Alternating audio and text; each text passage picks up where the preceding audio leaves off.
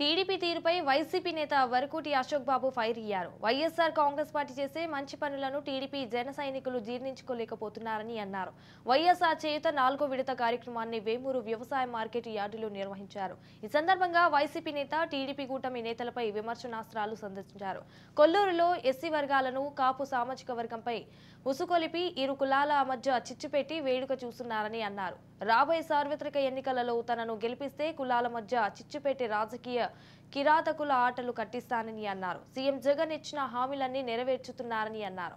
తెనాలిలో గోలి గీతాంజలి అనే లబ్ధిదారుని సోషల్ మీడియా వేదికగా వేధించి పొట్టన పెట్టుకున్నారని అశోక్ బాబు ఆరోపించారు.